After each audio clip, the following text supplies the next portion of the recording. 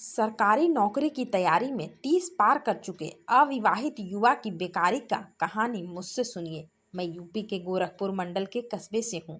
उम्र 32 साल। बचपन से ही सीधा साधा इंसान रहा।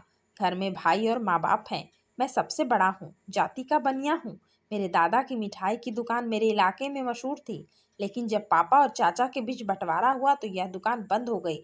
मेरे पापा अब जूते चप्पल की दुकान करते हैं, जिससे हमारा परिवार चलता है। बचपन मेरा संघर्षों में बीता। स्कूल से लौटता तो दुकान संभालता। मैंने साल 2007 में मैट्रिक पास की और आगे की पढ़ाई के लिए गोरखपुर गया।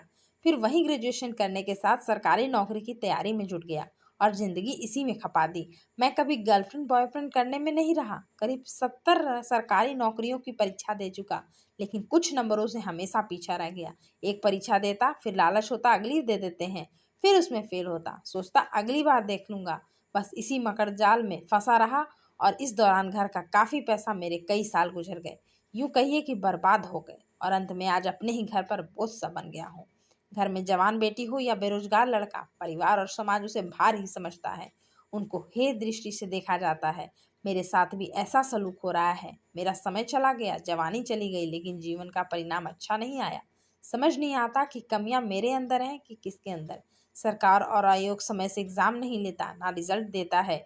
मुझे इस मगर जाल में फंसाया किसने था? मेरे ही परिवार वालों ने। मैं आगे पढ़ाई के लिए गोरखपुर नहीं जाना चाहता था, लेकिन घर वालों ने भेजा। मैंने कहा बिजनेस करना चाहता हूँ। घर वालों ने कहा तू कायर है, पढ़ाई और तैयारी से डरता है, तेरे में दम नहीं।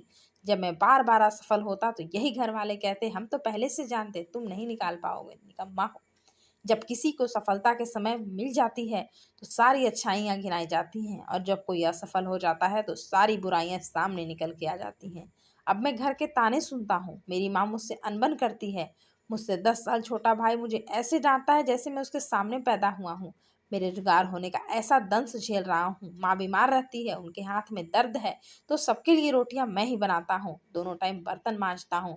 भाई सहयोग के लिए बोलता हूँ तो कहता है खूब पैसा कमा कर घर बैठा है तो काम तो करना पड़ेगा। शाम को मैं 25 रोटियां बनाता हूँ। मैं एक मर्द हूँ, लेकिन अब काम औरतों वाला करना पड़ता है। घर का कोई काम बिगड़ जाए तो सारी जिम्मेवारी मेरे पर आ जाती है।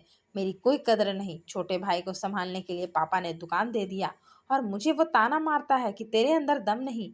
ये माँ बाप और भाई मुझे ताने देते हैं। वो याद नहीं करते कि एक समय था जब दादा की मिठाई की दुकान थी तो मैं 30 किलोमीटर दूर से गैस सिलेंडर साइकिल पर बांध कर लाता था।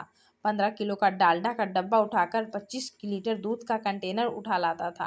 कुल्हाड़ी से लकड़ी का बोटा चीरता था। अपने में वक्त में मैं बहुत काम किया हूँ।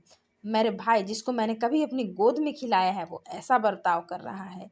मुझे लगता है कि मेरे माँ बाप और भाई अच्छे हैं, लेकिन अब पता चल रहा है कि जिस इंसान के पास पैसा नहीं उस इंसान की कोई कदर नहीं। सबसे पहले वह घर में ही बदनाम होता है। ऐसा नहीं कि मैं अपने घर की शिकायत कर रहा हूँ। मैं सर्वगुण संपन्न भी नहीं हूँ। हर इंसान में कमियां होती हैं। जो लोग अभी 22 साल के हैं वो सचेत हो जाएं। अगर आपके पास पैसा नहीं तो आपके घर का कोई सदस्य काम नहीं आएगा, भले ही वो आपका भाई ही क्यों ना हो। अगर समय और जवानी खपाने के बाद भी आपके पास पैसा नहीं रहा तो आप ये रिश्ते नाते भी खो देंगे। कोई आपको अपना नहीं कहेगा। मैं अपनी कहानी के जरिए यह बताने की कोशिश कर रहा हूँ कि कैसे एक बेरोजगार पुरुष का परिवार में शोषण होता है। मैं कभी कभी जीवन के बारे में सोचकर बहुत हताश हो जाता हूँ। जीवन की गाड़ी कैसे आगे बढ़ेगी? कहानी कैसी लगी कमेंट सेक्शन में ज़रूर बताइएगा। कहानी पसंद आई हो तो मेरे चैनल को लाइक शेयर सब्सक्राइब जरूर करें।